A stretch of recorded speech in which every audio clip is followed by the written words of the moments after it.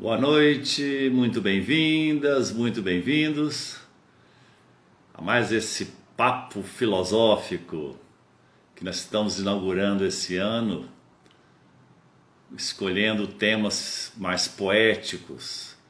Na semana passada vimos a sabedoria da poesia de Fernando Pessoa, um poeta muito aclamado, muito conhecido, um poeta português, né? Viveu no século XIX e XX, morreu em 1935, né? E hoje vamos dar continuidade à nossa sequência com Cecília Meirelles, que já é uma carioca da gema, nasceu e faleceu no Rio de Janeiro. Cecília Meirelles, ela nasceu em 1901 e faleceu em 1964. Aos 63 anos. E queria começar esse encontro cantando não, porque eu não sei muito bem essa música, essa melodia, algumas partezinhas dela.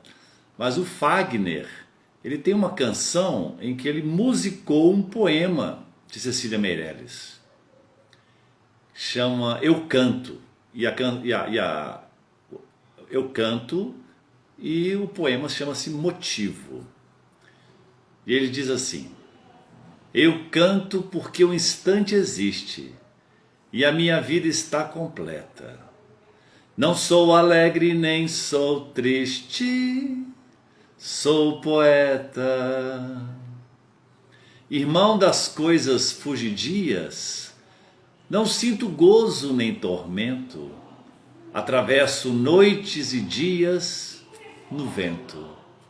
Se desmorono ou se edifico, se permaneço ou me desfaço, não sei se fico ou passo. Sei que canto e a canção é tudo. Tem sangue eterno, a asa ritmada, e um dia sei que estarei mudo, mais nada. Cecília Meirelles é considerada a maior poeta brasileira, por muitos, inclusive Carlos Drummond de Andrade, que era o seu fã, não fã, ele era assim, acho que apaixonado por ela, que ele dizia que ela era bela e inteligente, mas sobretudo era uma deusa, porque Cecília Meirelles tinha olhos assim, azul esverdeados, né? Com aquela pessoa assim bem... com um ar lá mais assim aristocrático, vamos dizer assim. Usava chapéus muito largos. Viveu nessa época, né? Uma época onde o clássico vigorava. Por isso que ela não combinou muito com o modernismo na literatura e na poesia, que aconteceu aí nos idos dos anos 30, por ali, naquela época. O Mário de Andrade e outros tantos, né, que eram os fundadores dessa corrente modernista, que simplesmente dispensaram rimas das poesias, dos poemas, e fizeram como um pouco, eu não sou grande entendido disso, mas na minha impressão é um pouco como a arte contemporânea, que também ficou assim muito mais conceitual, tirou aquele classicismo da arte, né? E aí a estética virou outra.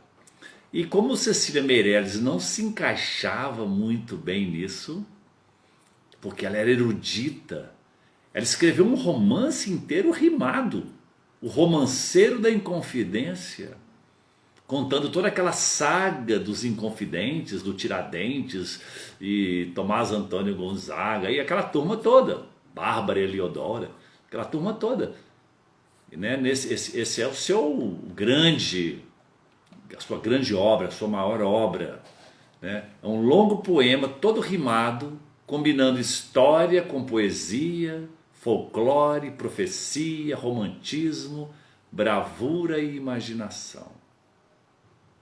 Imaginou isso? Rimas bem métricas. Ela era assim uma artista na poesia rimada. Mas depois ela também se soltou. nós vamos ver hoje num grande clássico dela, que são os Cânticos, que é uma poesia mais metafísica, que ela não se preocupou com rimas, ela se preocupou apenas em dizer coisas mais profundas. Tá? Bom, a infância de Cecília Meirelles foi uma infância, assim, como ela falou, uma infância solitária, muito solitária. Porque ela já nasceu órfã de pai. A mãe estava na barriga da mãe quando o pai faleceu.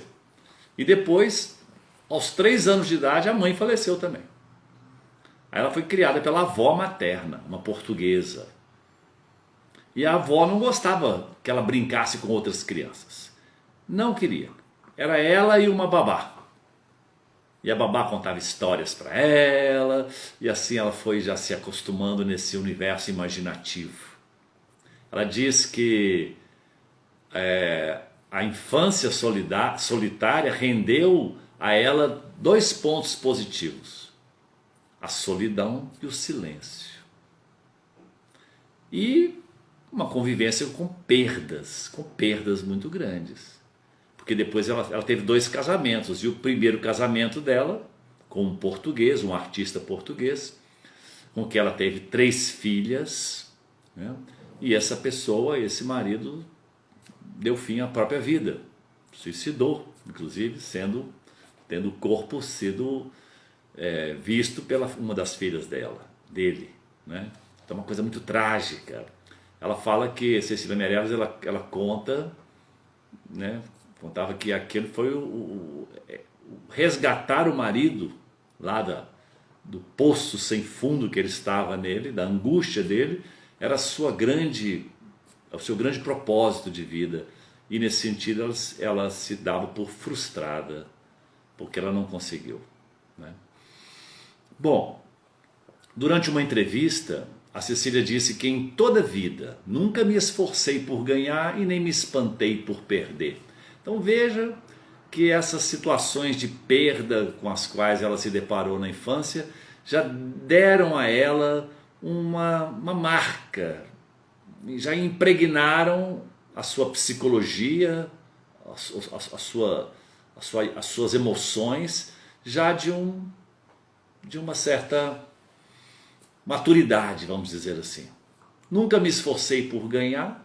Por quê? Porque eu sei que todo ganho, uma hora, tem coisas que passam. É igual aquela frase do Chico Xavier: tudo passa. Chico Xavier tinha essa frase na cabeceira da cama dele: tudo passa. Então nunca me esforcei por ganhar, nem me espantei por perder. E nessas ondas do ganhar e do perder, ela foi percebendo que ela tinha que buscar algo mais profundo nela, que ela nunca poderia perder. E que não era resultado dela mesma, era um dom, era a vida dela, que ela recebeu de graça. E ela realmente adentrou, ela tocou lugares mais profundos dela mesma, né? Com 18 anos de idade, Cecília Meirelles publicou o seu primeiro livro de poemas, chamado Espectros. Depois ela procurou até tirar essa obra da sua bibliografia, porque ela achava ainda um pouco imatura, alguma coisa assim, mas depois da morte dela, ela foi várias vezes reeditada, essa obra Espectros. E uma curiosidade é que com 9 anos de idade, ela era uma aluna excelente na escola e ela ganha das mãos do próprio Olavo Bilac um prêmio. Aliás, a escola é premiada e ela participa lá dessa premiação, e a escola escolhe Cecília Meirelles para receber o prêmio das mãos de Olavo Bilac, com 9 anos. Depois ela veio a receber um prêmio Olavo Bilac, que é um prêmio da Academia Brasileira de Letras, por um livro, né, chama livro Viagem, que a consagrou no mundo literário. Isso em 1939. Nos idos de 1950, Cecília Meirelles já era famosa, não só nacionalmente, mas internacionalmente. Ela foi condecorada no Chile, ela foi homenageada na Índia com o certificado, a condecoração doutor honoris causa por uma universidade de Nova Delhi. Em Israel também foi homenageada. Então ela já era conhecida internacionalmente. Inclusive em Portugal, teve uma correspondência com Fernando Pessoa. Inclusive numa das idas dela a Portugal, ela marcou um encontro com Fernando Pessoa, lá numa daqueles bares que ele frequentava à noite, né? Mas ela esperou 2 horas lá e ele não foi. Quando ela chegou ao hotel, ela encontra lá um livro dele, que foi a única obra, né? Mensagens que ele publicou em vida, em 1934. E com uma cartinha dizendo que ele não foi porque ele tinha consultado o seu mapa astral, alguma coisa assim, e Fernando Pessoa era tinha um quê esotérico, e a astrologia, né, não recomendava esse encontro, e ele não foi, né? Perdeu, acho, né, na minha opinião, tá certo? Que temos mais aqui sobre Cecília Meirelles. O interessante é que ela não se encaixou nessa corrente modernista, por isso ela foi muito criticada. Inclusive o livro dela, Cânticos, que é um livro mais metafísico, ela nem sonhou em mostrar para as pessoas, para os poetas, para os companheiros dela, para os colegas de literatura da época. Tanto é que esse livro foi escrito em 1929, mas só foi publicado depois da morte dela, em 1980. O livro Cânticos. Como acontece com muitos artistas, né? muitos escritores. Fernando Pessoa foi um deles também. Falamos na semana passada que em vida ele publicou só um livro, mas depois da morte dele encontraram um baú. E até hoje o baú do Fernando Pessoa continua sendo publicado, não acabou ainda, né? Não acabou ainda. Uma coisa interessante é que ela também foi perseguida na ditadura do Getúlio, né? Que era uma ditadura com um viés mais fascista, né? As pessoas falam tanto de fascismo, fulano é fascista e fascista, tem até um grupo antifas, que é antifascista. E agora o mais interessante é que quando a gente pergunta para as pessoas o que é fascismo, você sabe o que é fascismo? Não, eu sei que é fascismo, ele é um fascismo, ele é um ditador, ele é um... Mas não entendem, não sabem o que é fascismo, apenas ficam reproduzindo igual papagaio que isso é fascista, que fulano é fascista, mas mal sabem o que é fascismo, né? O fascismo que nasceu na Itália lá com o Benito Mussolini. Fascismos tanto tem à direita quanto à esquerda. Inclusive muitas ditaduras de esquerda são fascistas, né? E aqui nós tivemos no Brasil, no Estado Novo, com Getúlio Vargas, aí na década de 30 e 40, um viés fascista bem proeminente. E ela foi perseguida, inclusive ela queria muito incentivar a literatura infantil, e ela fundou uma biblioteca infantil em 1934, mas foi fechada em 1937 pelo governo, dizendo que lá tinha literatura inconveniente para as crianças, para os jovens, literatura que não era bem-vinda.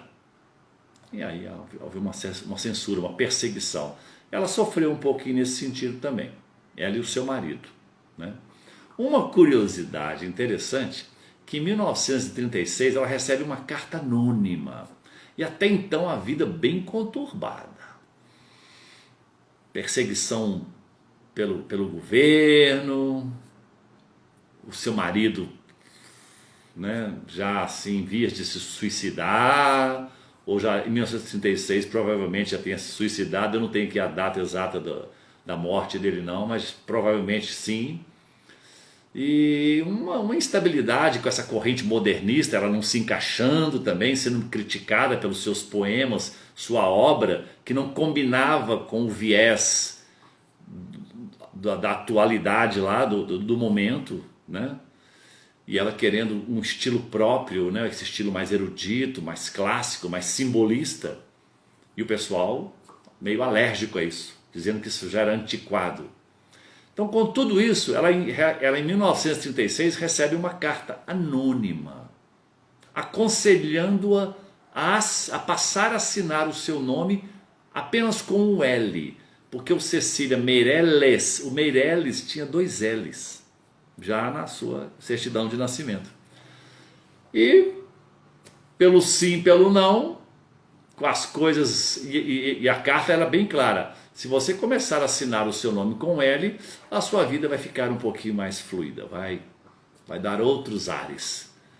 Não tinha nada a perder, já estava, como diz, bem complicado, bem atribulado, né, até então, e ela passou a assinar daí em diante o seu nome com apenas um L. Coincidência ou não, ela 2 anos depois, ela em 1939, 3 anos depois, recebe o prêmio Olavo Bilac pelo livro Viagem. Em 1940 se casa novamente com o Heitor Grilo, que era um conselheiro, era um admirador dela, e daí em diante eles têm uma vida bem tranquila, bem serena, e ela passa a viajar mais pelo mundo. Enfim, a vida dela dá uma arrumada boa, coincidência ou não, né? Vai saber. O interessante também é que nos anos 50, quando ela já estava com essa glória, né, Cecília tinha todos os méritos, tinha obra literária, condições mais do que muitos acadêmicos da Academia Brasileira de Letras para pertencer a essa Academia Brasileira de Letras, que até então só tinha homem. E assim ficou. Ela não entrou na Academia Brasileira de Letras. Ela era reconhecida, era premiada, inclusive, recebeu o prêmio Olavo Bilac da Academia Brasileira de Letras pela sua obra, Viagem, mas pertencer aos quadros dos acadêmicos, dos imortais, não podia. Só homem. Tanto é que a primeira mulher que foi admitida na Academia Brasileira de Letras foi a Raquel de Queiroz. Isso só aconteceu em 1977. 13 anos depois da morte de Cecília Meirelles. Quer dizer, em vida, ela não teve essa condecoração merecidíssima, merecidíssima. Uma outra curiosidade também é que a sua filha mais jovem, chamada Maria Fernanda, tornou-se uma atriz global, né? Fez várias novelas, só que parece que ela já faleceu, a Maria Fernanda. Mas se você colocar aí no Google a Maria Fernanda, filha de Cecília Meirelles, vai aparecer uma foto dela, e aí você vai reconhecê-la, principalmente quem é da geração aí com mais de 40, 50 anos, conviveu um pouco com essa atriz, né? Muito bem, feita essa pequena resenha, essa pequena biografia, até com algumas curiosidades, vamos adentrar um pouco essa obra dessa grande poeta, que ela não gostava de ser chamada de poetisa, ela tinha meio birra disso, ela queria ser chamada de poeta. O poeta, a poeta. Ela é a poeta. Não sou alegre nem sou triste, sou poeta. Sou poeta. Porque um poeta, ser alegre e ser triste é a condição do poeta. E inclusive até com uma dose mais de tristeza para poder arrancar mais poesia. A gente percebe isso nos grandes poetas, a maioria dos grandes poetas, eles têm assim uma dose mais de tristeza do que de alegria. Pelo menos essa é a impressão que eu tenho. Que estimula essa criatividade, porque ele quer se expressar, ele quer colocar para fora. Cecília Meirelles viveu as duas coisas. Eu diria que uma primeira fase dela mais melancólica e depois uma fase mais mística.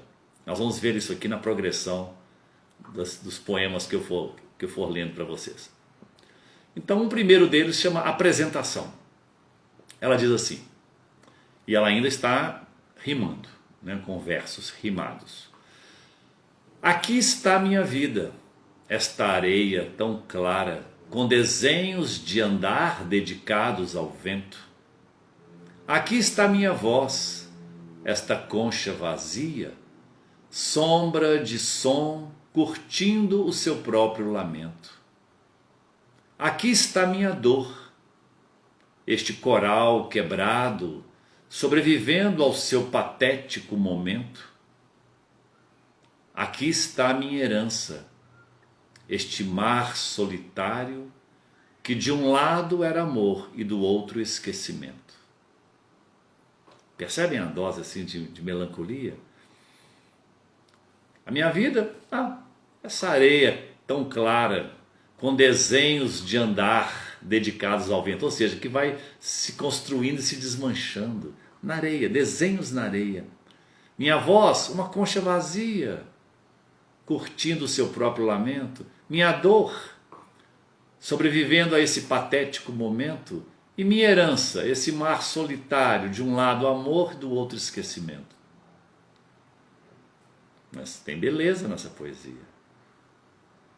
A gente pode, inclusive, em alguns aspectos, se identificar com ela, né?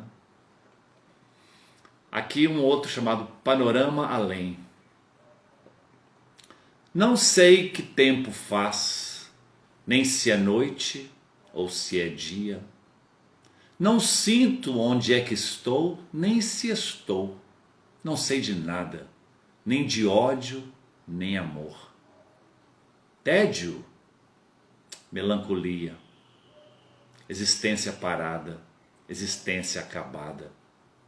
Nem se pode saber do que outrora existia, a cegueira no olhar, toda a noite calada no ouvido, presa à voz, gesto vão, boca fria. A alma, um deserto branco, o luar triste na geada. Silêncio, eternidade, infinito, segredo. Onde as almas irmãs? Onde Deus? Que degredo, ninguém. O ermo atrás do ermo é a paisagem daqui. Tudo opaco e sem luz, e sem treva. O ar absorto. Tudo em paz, tudo só, tudo irreal, tudo morto. Por que foi que eu morri? Quando foi que eu morri? Esse é um poema de Cecília Meirelles, onde ela mergulha numa melancolia, num niilismo, como assim, qual que é o sentido da vida, como, para que serve, tudo morto, como assim, almas irmãs, onde? Deus, onde? Ninguém. O ermo atrás do ermo é a paisagem daqui. Presa à voz, imagina que naquela época da perseguição, então, da ditadura do Getúlio, hein? Presa à voz, gesto vão, boca fria. A alma um deserto branco. Existência parada, existência acabada. Então um momento assim de muita melancolia. Essa é uma fase antes de assinar L, Cecília com L só. Opa! Mas aí ela começa a brincar. Ela faz, inclusive, ela gosta muito de escrever para crianças, livros para crianças, né? Veja aqui um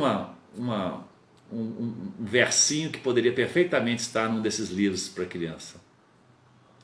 No mistério do sem fim, equilibra-se um planeta, e no jardim um canteiro, no canteiro uma violeta, e sobre ela o dia inteiro a asa de uma borboleta.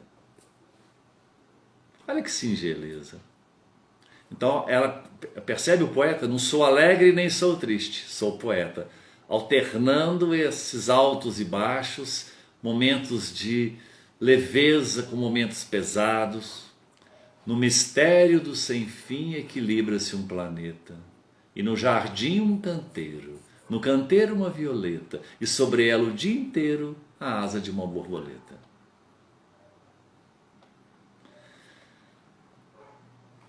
Aqui começa, ainda nessa fase, mas assim já entrando um pouco mais na parte mística, metafísica, ela escreve assim: não digas onde acaba o dia, onde começa a noite. Não fale palavras vãs, as palavras do mundo. Não diga onde começa a terra, onde termina o céu. Não digas até onde és tu. Não diga Não digas desde onde és Deus. Não fales palavras vãs. Desfaze-te da vaidade triste de falar.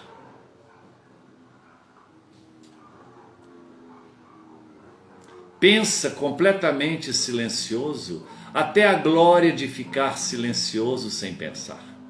Olha agora ela entrando mais nessa parte mística, metafísica. Já assim, um pouco impaciente com as palavras vãs, com o falatório, com o diz que me disse, até com a filosofia. Ela sai da filosofia para entrar um pouco no que a gente poderia chamar de mística, de algo mais transcendental. Não digas onde acaba o dia, onde começa a noite. Não fale palavras vãs, as palavras do mundo. Não digas onde começa a terra, onde termina o céu. Não digas até onde és tu. Não digas desde onde és Deus. Não fales palavras vãs. Desfaze-te da vaidade triste de falar. Pensa completamente silencioso, até a glória de ficar silencioso sem pensar. Opa! Aí entrou, aí agora me toca, mas ressoa comigo. A parte melancólica nem tanto, mas agora essa parte já ressoa comigo. Que é o que eu tenho mais buscado fazer. Buscar esse silêncio, buscar esse sentido das coisas, não ficar querendo especular sobre as coisas, dar opinião sobre pessoas, sobre as coisas. Pensa completamente silencioso, até a glória de ficar silencioso sem pensar. Desfaze-te da vaidade triste de falar. Falar, falar, falar, falar. Quanto falatório. Por isso que nós temos 2 ouvidos e uma boca, né? Dizem, para a gente escutar mais. O Rubem Alves tem uma sugestão interessantíssima. Ele fala que ele está cansado de ver cursos de oratória, mas ele adoraria receber um convite para um curso de escutatória. Não de oratória, mas de escutatória. Para a gente aprender mais a ouvir. O que você achou desse poema, hein? O que você achou desse poema? Para de falar onde acaba o dia, onde começa a noite. Para de falar palavras vãs, palavras do mundo. Não diga onde começa a terra, onde termina o céu. Não diga até onde és tu. Não diga sobre você, não fica falando sobre você. Não digas desde onde és Deus. Não fales palavras vãs.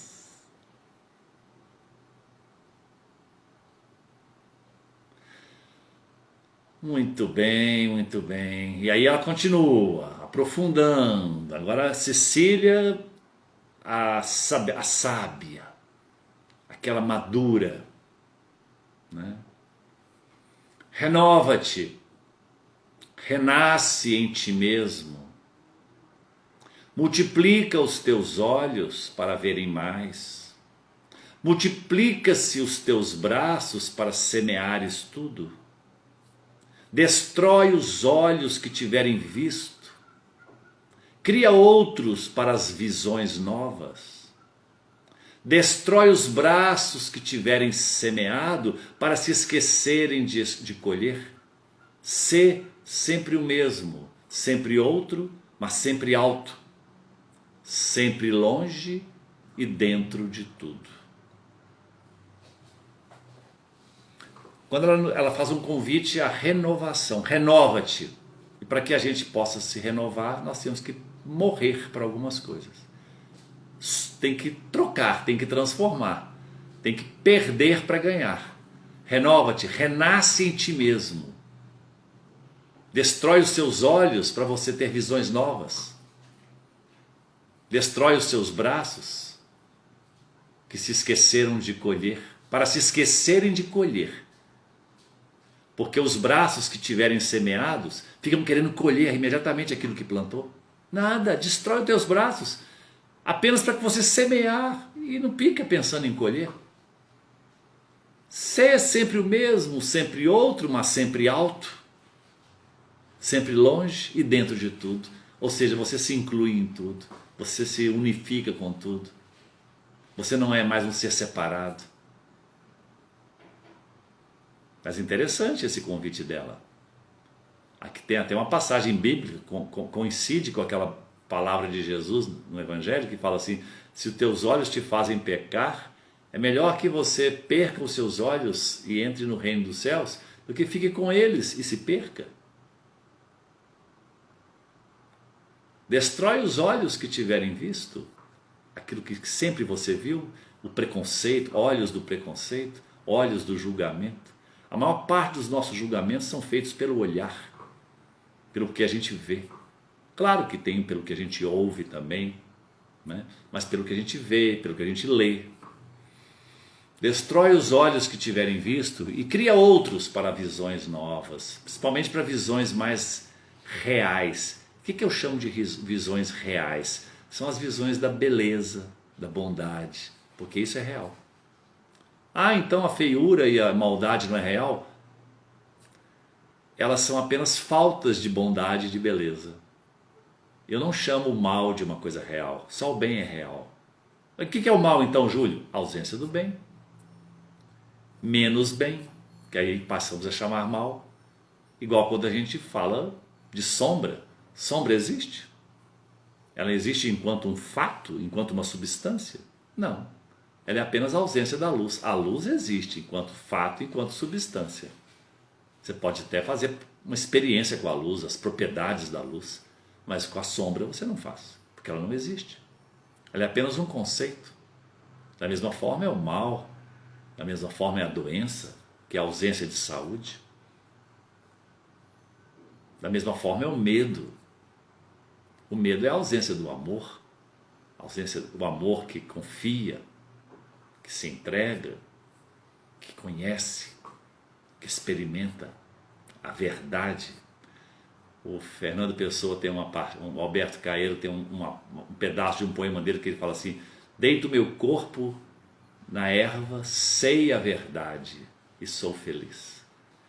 A realidade dos sentidos que o Alberto Caeiro tinha, né?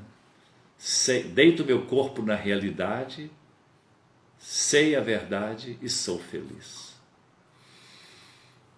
Muito bem, e aqui por falar em ser feliz, ela tem um poema, Cecília Meirelles, que se chama A Arte de Ser Feliz. Olha que singeleza, a simplicidade. A palavra simplicidade, etimologicamente, ela tem um significado. Aquilo que tem uma dobra só. Simples é aquilo que tem uma dobra só. Não é tão rebuscado, simples. Houve um tempo, então o poema chama A Arte de Ser Feliz. Houve um tempo em que minha janela se abria sobre uma cidade que parecia ser feita de giz. Perto da janela havia um pequeno jardim quase seco. Era uma época de estiagem, de terra esfarelada, e o jardim parecia morto. Mas todas as manhãs vinha um pobre com um balde e em silêncio ia atirando com a mão umas gotas de água sobre as plantas. Não era uma rega, era uma espécie de aspersão ritual para que o jardim não morresse. E eu olhava para as plantas, para o homem, para as gotas de água que caíam de seus dedos magros, e meu coração ficava completamente feliz. Às vezes abro a janela e encontro o jasmineiro em flor. Outras vezes encontro nuvens espessas. Avisto crianças que vão para a escola, pardais que pulam pelo muro. Gatos que abrem e fecham os olhos, sonhando com pardais. Borboletas brancas, duas a duas, como refletidas no espelho do ar. Marimbondos que sempre me parecem personagens de Lope de Vega. Às vezes um galo canta, às vezes um avião passa. Tudo está certo no seu lugar, cumprindo o seu destino. E eu me sinto completamente feliz. Mas quando falo dessas pequenas felicidades certas que estão diante de cada janela, uns dizem que essas coisas não existem. Outros que só existem diante das minhas janelas. E outros, finalmente, dizem que é preciso aprender a olhar para poder vê-las assim.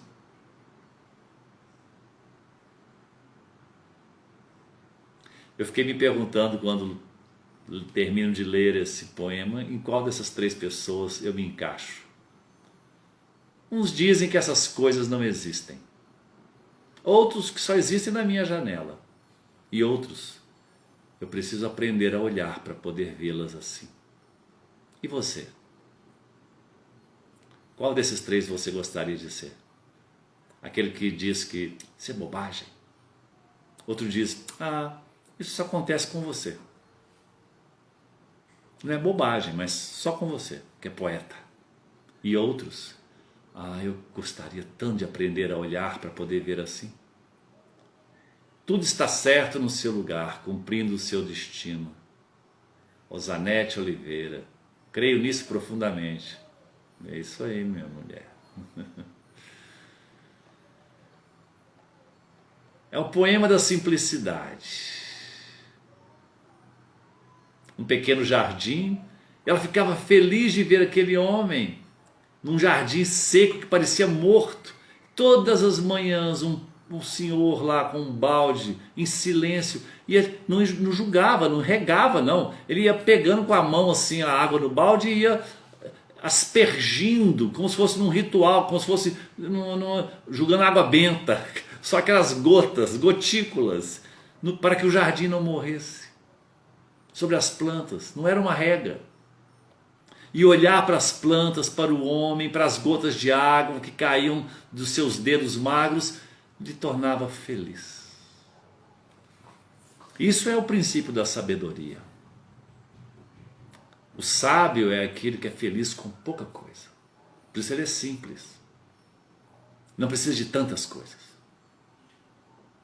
Sócrates, que era considerado um dos homens mais sábios da antiguidade, ele dizia que no mercado de Atenas, quando ele passava lá no sábado, com aquelas barracas todas ali naquelas praças, aquelas ruas, ele andava pelo meio das tendas, das barracas, oferecendo isso, aquilo. Ele cumprimentava, olhava, e quando ele saía do outro lado, do mesmo jeito que ele entrou, ele falava assim, nossa senhora, que felicidade, não preciso de nada disso. Não preciso de nada disso. Não quer dizer que a gente não possa vir a comprar uma coisa ou outra, mas a essência da liberdade é a simplicidade, você se contentar com pouco. Isso também tem que ter sensibilidade, porque a pessoa sensível, ela tem com pouca coisa muito ganho. Olha a sensibilidade de olhar para uma flor, para olhar para uma formiga, olhar para uma nuvem no céu, olhar para uma criança, olhar para um casal andando de mãos dadas, olhar para várias coisas e sentir um contentamento nisso. O belo está na simplicidade. Aqui está dizendo o pessoal lá da alquimia dos grãos. Como diz o Fernando Pessoa, se podes olhar, vê. Se podes ver, repara. O belo está na simplicidade do cotidiano, bastando-nos clareza em nossas retinas. Obrigado, pessoal da alquimia dos grãos. Bem-vindos também. Contribuindo aqui com um verso de Pessoa completamente ressoante com esse poema da Cecília Meirelles. Ela ficava feliz de ver os gatos abrindo e fechando os olhos, borboletas brancas duas a duas, como refletidas, refletidas no espelho do ar. Às vezes um galo canta, está tudo certo no seu lugar, cumprindo o seu destino. Então quando a pessoa está nesse olhar contemplativo, ela não tem julgamento sobre o mundo. Não tem feio nem bonito, inclusive. Tudo está de acordo. Ver e estar de acordo. Não querer mudar nada de lugar. Mas quando falo dessas pequenas felicidades certas, que estão diante de cada janela, De cada janela quer dizer, de cada olhar. Seus olhos são as suas janelas. Uns dizem que essas coisas não existem, isso é tudo bobagem, isso é louco, você é maluco aí, é tudo gente pirada. Outros dizem que só existem nas minhas janelas, são seus olhos. E outros finalmente dizem, eu preciso aprender a olhar para poder vê-las assim. Olhar. Outro poema. Tu tens um medo acabar. Não vês que acabas todo dia? Que morres no amor, na tristeza, na dúvida, no desejo? Que te renovas todo dia no amor, na tristeza, na dúvida, no desejo? Que és sempre outro, que és sempre o mesmo? Que morrerás por idades imensas, até não teres medo de morrer, e então serás eterno.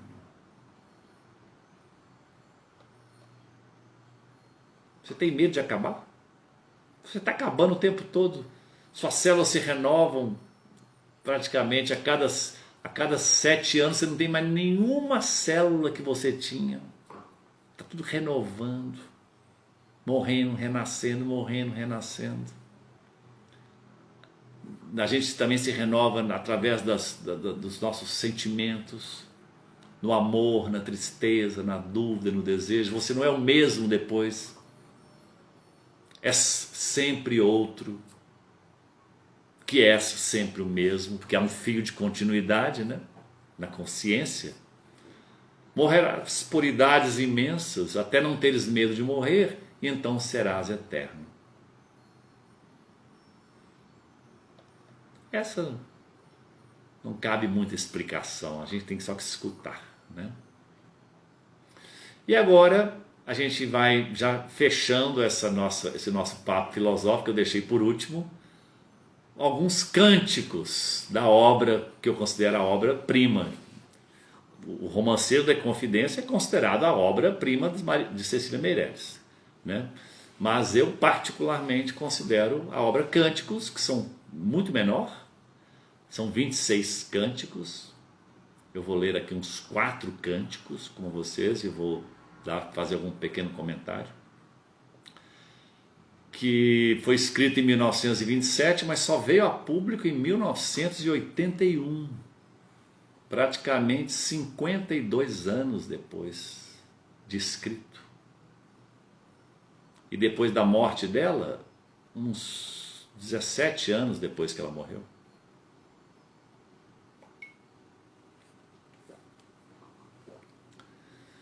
Muito bem, ela não queria publicar isso na época dela, em vida. Por causa da crítica, né? Porque era muito metafísico. Tá bom? Então o cântico 1, eles são numerados, 1 até 26. Eu vou ler o 1, 2, 3 e depois o 24, tá bom? Inclusive no meu livro Certo é o Avesso, um livro que muitos de vocês já conhecem, a última coisa escrita aqui no meu livro, no último capítulo, são os 3 primeiros cânticos da Cecília Meirelles. Termino com eles, tá? O certo é o avesso. Então vamos ver. Não queiras ter pátria, não dividas a terra, não dividas o céu, não arranques pedaços ao mar, não queiras ter. Nasce bem alto, que as coisas todas serão tuas, que alcançarás todos os horizontes, que o teu olhar, estando em toda parte, te ponha em tudo como Deus. Eu vi até um comentário, não me lembro agora onde, foi da Lúcia Helena, aquela filósofa, né, que faz muitas palestras recomendáveis demais no YouTube aí, da Nova Acrópole, Lúcia Helena Galvão. E ela fala assim, quando a gente deseja muito uma coisa, nós estamos roubando de nós mesmos. Como assim? Porque você já tem tudo. Então desejar algo é como se você quisesse ter alguma coisa que não tem, em se tendo, é como se você estivesse roubando de você mesmo, tirando de você mesmo, para ter, já que você tem. Estranho isso, né? Então por isso que ela diz, não queiras ter pátria, não dividas a terra, não dividas o céu, que é o que a gente quer fazer tanto, fronteiras, divisões, isso aqui é meu, isso aqui é do outro. Não arranques pedaços ao mar, não queiras ter. Nasce bem alto, que as coisas todas serão tuas, que alcançarás todos os horizontes, que o teu olhar, estando em toda parte, te ponha em tudo como Deus. E aqui eu também lembro falamos na semana passada, né? Aqui estou lembrando de um trecho de um poema de Fernando Pessoa, que ele fala: pois eu sou do tamanho do que vejo e não da minha altura. Eu sou do tamanho do que vejo e não da minha altura. Procura ver mais alto. Aí você vai perceber que você não tem necessidade de possuir tantas coisas, ou de possuir as coisas. Você pode até tê-las, mas sem possuí-las. Tê-las no sentido assim de usufruir delas. Mas o maior estado de liberdade que uma pessoa pode ter é quando ela, em se tendo, ela compartilha. E o estado de maior pobreza e miséria que se possa ter é em se tendo guardar para si. Querer só ter. Não seja, agora o cântico 2. Não sejas o de hoje, não suspires por ontens, não queiras ser o de amanhã. Faze-te sem limites no tempo. Vê a tua vida em todas as origens, em todas as existências, em todas as mortes. E sabe que serás assim para sempre. Não queiras marcar a tua passagem, ela prossegue. E a passagem que se continua é a tua eternidade, é a eternidade, és tu. Consegue perceber a metafísica, a mística desses versos? Eles têm muita transcendência. Uma coisa interessante que Cecília Meirelles era muito, não vou dizer apaixonada, não é o termo certo, mas ela assim tinha uma ressonância, ela tinha uma inclinação muito grande pela literatura oriental, pela filosofia oriental. Tanto é que ela foi homenageada com o título de doutora honoris causa na Índia. Ela era muito querida lá. Não sejas o de ontem, não suspires, de hoje não suspires por ontem, não queiras ser o de amanhã, faze-te sem limites no tempo. O que ela está nos convidando a fazer? A parar de contar muita história da sua vida, você, eu era ontem assim, eu isso aqui, sai um pouco do tempo, sai um pouco do drama, sai um pouco de cena. Porque uma das maiores loucuras do nosso tempo é a gente ficar atuando no palco da vida e nos confundindo com os personagens que a gente tem, os papéis que a gente desempenha. Dá um tempo, sai um pouco de cena.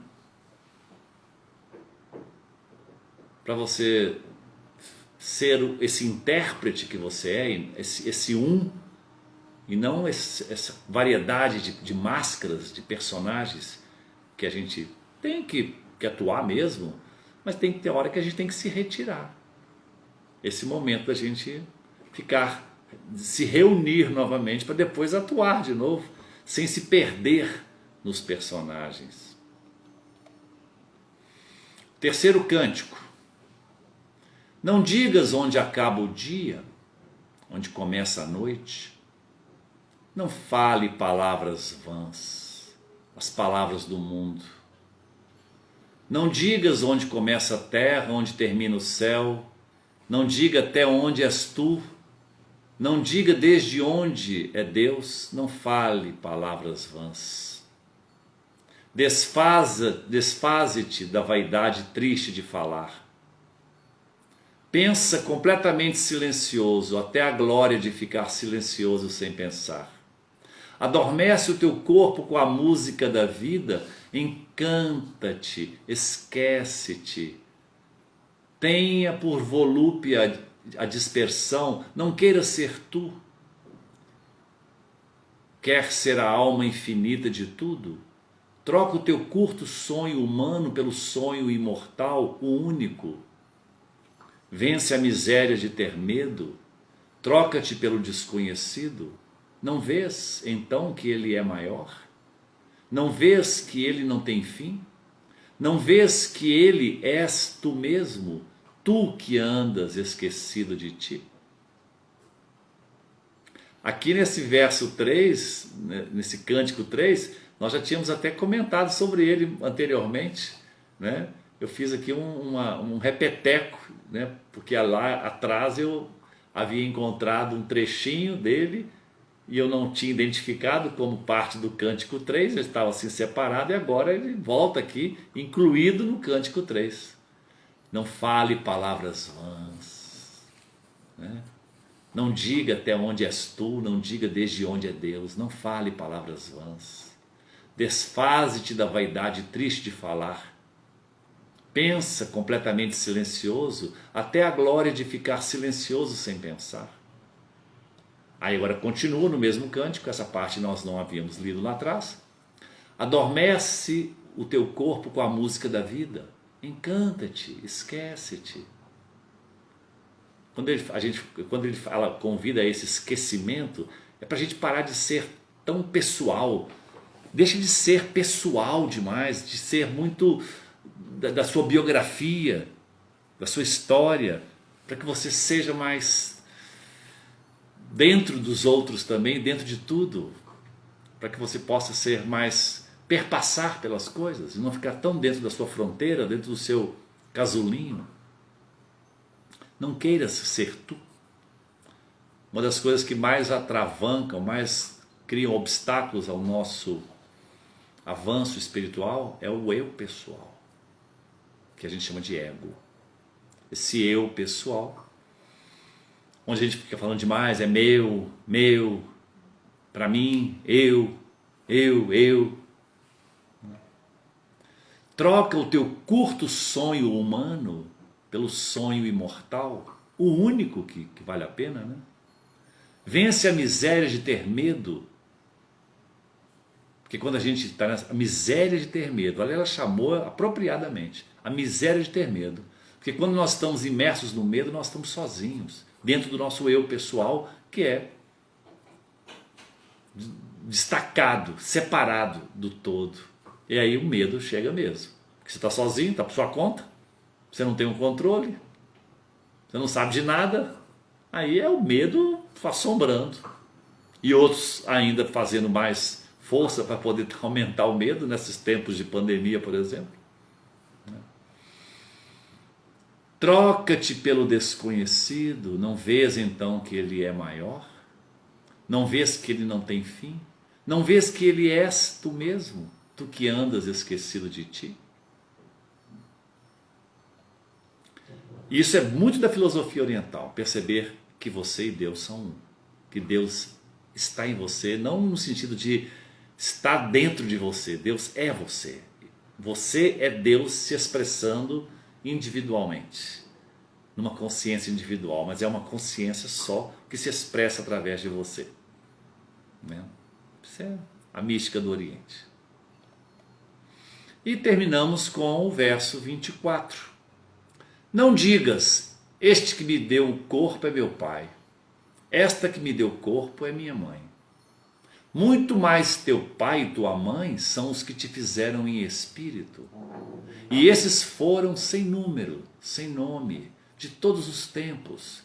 Deixaram o rastro pelos caminhos de hoje, todos os que já viveram. E andam fazendo-te dia a dia, os de hoje, os de amanhã. E os homens e as coisas todas silenciosas. A tua extensão prolonga-se em todos os sentidos. O teu mundo não tem polos. E tu és o próprio mundo.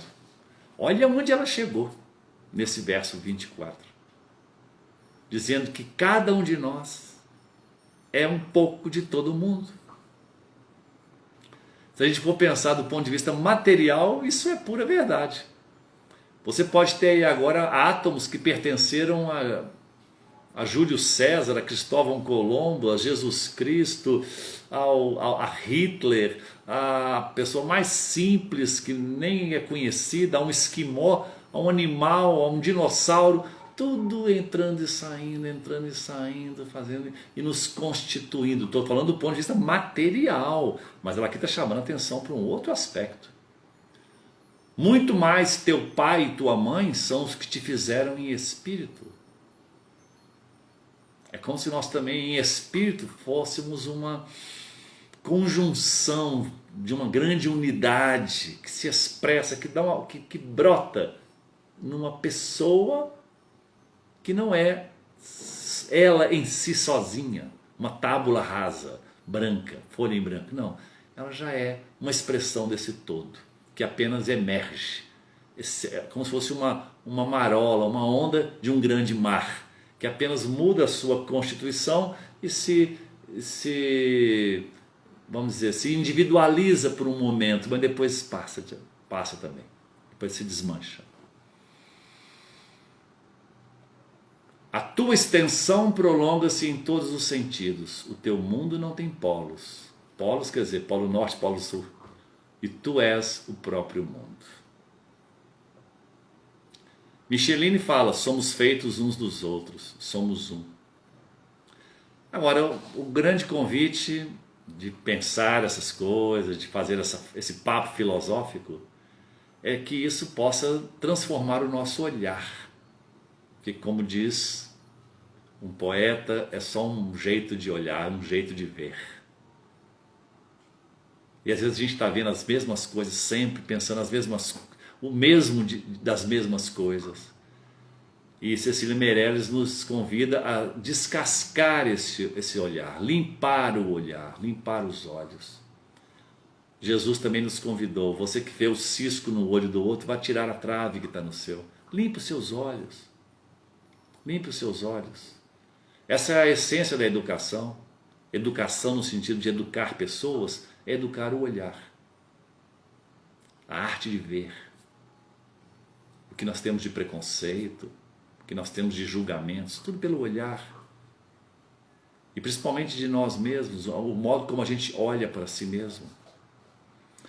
E que Cecília Meirelles, onde esteja, espero que esteja feliz com essa nossa homenagem que lhe prestamos, toda merecida, totalmente merecida, pelo que ela fez, a sua obra e principalmente quem ela foi, o que ela passou aqui.